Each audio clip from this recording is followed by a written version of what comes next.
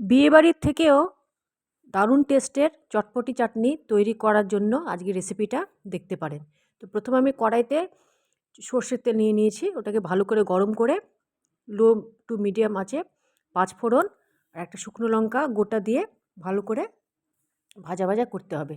তারপর ওর মধ্যে একটু হলুদ দিয়ে আরও একটু নাড়াচাড়া করে কিছুটা টমেটো কুচোনো, খুব ভালো করে আমি টমেটোগুলোকে কুচিয়ে নিয়েছি, দিয়ে তেলের মধ্যে দিয়ে খুব ভালো করে এটাকে ভাজা ভাজা করতে হবে। এরপর এর মধ্যে একটুখানি নুন দিয়ে আরও একবার নাড়াচাড়া করে কিছুক্ষণের জন্য লো টু মিডিয়াম আঁচে গলে যাওয়া পর্যন্ত ঢেকে দিতে হবে। তো মাঝে মাঝে একটু ঢাকা তুলে দেখতে হবে যে গলে গেছে কিনা, নাড়তেও হবে। তো যতক্ষণে টমেটোটা গলছে আমি একটা গ্যাসের অন্য ফ্লেমে একটা বাসনে, স্টিলের বাসনে 1/2 কাপ জল আর 1 কাপের থেকে একটুখানি কম চিনি এখানে আমি দিয়ে দিয়েছি। চিনিটাকে খুব ভালো করে ফুটিয়ে একটা মাঝারি গাঢ় একটা সিরাপ তৈরি করতে হবে।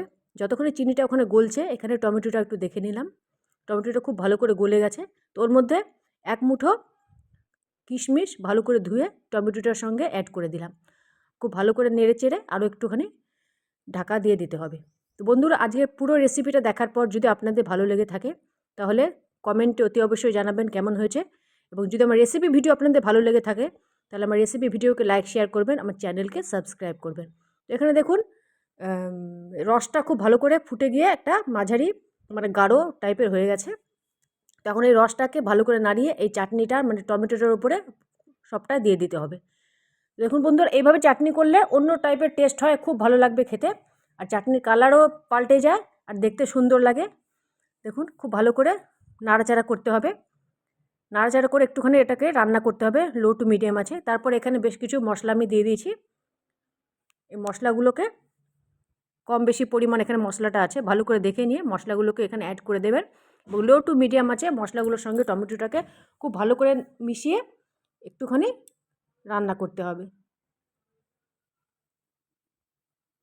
বন্ধুরা, এরকমভাবে চাটনি বানালে বিয়েবাড়ির থেকেও চাটনি অনেক টেস্টি হয়, এবং শুধু মনে হবে যে ভাত দিয়ে, রুটি দিয়ে বা পরোটা দিয়ে সবসময় চাটনিটাকেই আমরা খাই। তো এখানে চাটনিটা খুব ভালো করে মশলার সঙ্গে মিশে গেছে, আরও একবার ঢাকা দিয়ে দিলাম। তো চাটনিটাকে যদি আপনার জল জল মনে হয় তো এর মধ্যে 1/2 চামচের থেকেও কম কর্নফ্লাওয়ার দিয়ে একটুখানি জল দিয়ে একটা ঘোল তৈরি করতে হবে। খুব কম পরিমাণ এখানে দিতে হবে যাতে বেশি যেন না হয়। তারপরে ওটাকে ঢেলে দিতে হবে, আর মানে ফ্লেমটাকে লো করে তারপর খুব ভালো করে নাড়তে হবে। এটা অপশনাল, দিলেও দিতে পারেন, দিলে কি হয় একটুখানি মানে থিকনেস আসবে, দেখতেও ভালো লাগবে, আর না দিলেও কোনো ব্যাপার না। খুব ভালো করে নাড়তে হবে, তারপরে একটুখানি ঢাকা দিয়ে দিলাম। লো টু মিডিয়াম আছে এটা একটুখানি ফুটতে দিতে হবে। দেখুন বন্ধুরা, খুব ভালো করে ফুটে গেছে, আরও একবার এটাকে নেড়ে দেবো।